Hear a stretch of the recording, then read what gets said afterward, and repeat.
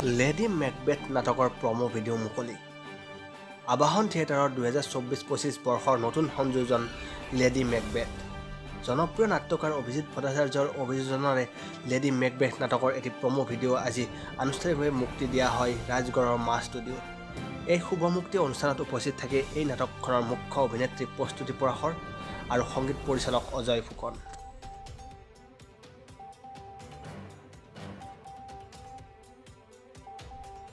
24-25 নাট্যবৰ্ষৰ এখন বিশেষ নাটক শেক্সপিয়াৰৰ মেকবেথ নাটকৰ আধাৰত প্ৰযোজনা কৰিছে অভিজিৎ ভট্টই। শীৰ্ষক লেডি মেকবেথ। মেকবেথৰ পৰিবাৰ, যাক লেডি মেকবেথ বুলি নামকৰণ কৰা হৈছিলে, সেই চৰিত্ৰটোক আধাৰিত কৰি এই নাটকখন সৃষ্টি কৰা হৈছে। অকণ পৃথক এখন নাটক। সাজসজ্জা, মঞ্চসজ্জা, ৰূপসজ্জাৰ পৰা আৰম্ভ কৰি সকলো দিশৰ পৰা অকণ পৃথক এটা লুক দৰ্শকে দেখিবলৈ পাব। সেই নাটকখনৰ এটা ভিডিঅ' প্ৰমো আজি মুকলি কৰা হ'ল ৰাজগড়ৰ মা ষ্টুডিঅ'ত। আৰু সেই প্ৰমোটোৰ যোগেদি নাটকখনৰ বিষয়ে অকণমান সম্যক এটা আভাস আমি দৰ্শকৰ ওচৰলৈ আগবঢ়াই দিছোঁ।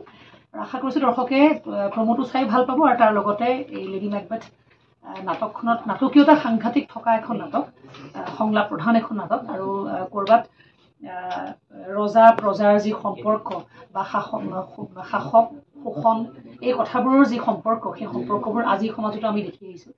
তেনেধৰণৰ কিছুমান নজিৰ এতিয়াৰ সময়ৰ লগতো মিলাইছে অভিজিৎ ভট্টই স্ক্ৰিপ্টটোত লেডি মেকবেথৰ যোগেদি।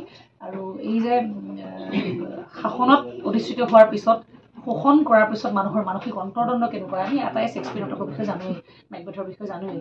কিন্তু সেই লেডি মেকবেথ চৰিত্ৰটোক আধাৰিত কৰি যেতিয়া নাটকখন সৃষ্টি কৰা হৈছে, অকণমান মানসিক কিছু ছাইড নাটকখন দেখুৱাবলৈ চেষ্টা কৰা গৈছে। আৰু মোৰ কাৰণে এগৰাকী অভিনেত্ৰী হিচাপে অকণমান যিহেতু নিগেটিভ শ্বেড থকা এটা চৰিত্ৰ, এনেকুৱা চৰিত্ৰ মই কৰা নাছিলোঁ আগতে, কৰিবলৈ খুব হেঁপাহ আছিলে। আৰু সেইকাৰণে এই চৰিত্ৰটো মোৰ খুব লোভনীয় এটা চৰিত্ৰ মোৰ কাৰণে। দৰ্শকে নিশ্চয় চৰিত্ৰটো চাই ভাল পাব বা নাটকখন চাই ভাল পাব। আমি যৎপৰোনাস্তি চেষ্টা কৰিম যাতে দৰ্শক এটা পৃথক আমোদ দিব পাৰোঁ, এটা ৰস দিব পাৰোঁ। গতিকে আজি আপোনালোকৰ যোগেদি দৰ্শকৰ ওচৰলৈ আমি আমাৰ ইউটিউব চেনেলৰ যোগেদি প্ৰমোটো আগবঢ়াই দিছোঁ। আটাই চাই কেনেকুৱা পালে আমাক জনাব। আপোনালোকৰ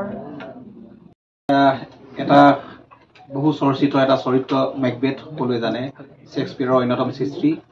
আৰু সেই শেক্সপিয়াৰৰ অন্যতম সৃষ্টি মেকবেথক এটা নতুন ব্যাখ্যাৰে আচলতে অভিযোজনা কৰি, সকলোৱে জানে যে মেকবেথৰ পৰিবাৰৰ নাম আছিলে, যিগৰাকী পৰিবাৰ আছিল সেই পৰিবাৰকো লেডি মেকবেথ হিচাপে আচলতে সকলোৱে জানে।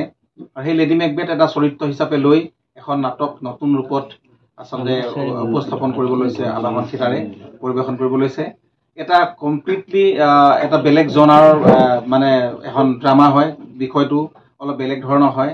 আৰু সেইকাৰণে এই নাটকখনৰ এটা বিশেষ মানে স্পেচিয়েলিটি আছে, এইটো কাৰণেই যে মেকবেথখন কৰাটো মঞ্চত, অসমৰ মঞ্চত বৰ এটা সহজ নহয়। আৰু এয়া দুঃসাহস সদায় আবাহন থিয়েটাৰৰ প্ৰস্তুতি পৰাশৰে কৰি আহিছে। য'ত মূলা গাভৰু মঞ্চস্থ হৈছে, য'ত জয়মতী মঞ্চস্থ হৈছে, তেনেকুৱা ধৰণৰ সাংঘাতিক ধুনীয়া ধুনীয়া নাটক মঞ্চস্থ হৈছে। আৰু এইবাৰ লেডি মেকবেথক লৈ বহুত উৎসাহ ৰাইজৰ মাজত আমি পাইছোঁ, ৰাইজে সদায় সুধি থাকে। সেইকাৰণে বহু পৰীক্ষা নিৰীক্ষা চলোৱাৰ পিছত সাজ সজ্জাৰ পৰা আদি কৰি টেকনিকেল গোটেই কথাখিনি, মিউজিকেলি গোটেই কথাখিনি আমি চিন্তা চৰ্চা কৰি এটা প্ৰমো ভিডিঅ' আমি প্ৰস্তুত কৰিছোঁ। আৰু দেখিছেই যে প্ৰস্তুতি পৰাশৰে যিটো সাজ সজ্জা পিন্ধি আচলতে উপস্থাপন কৰিছে, অলৰেডি ফটো ভাইৰেল হৈছে, মানুহে প্ৰস্তুতি পৰাশক সেই মানে ৰূপটোত বহুত ভাল পাইছে।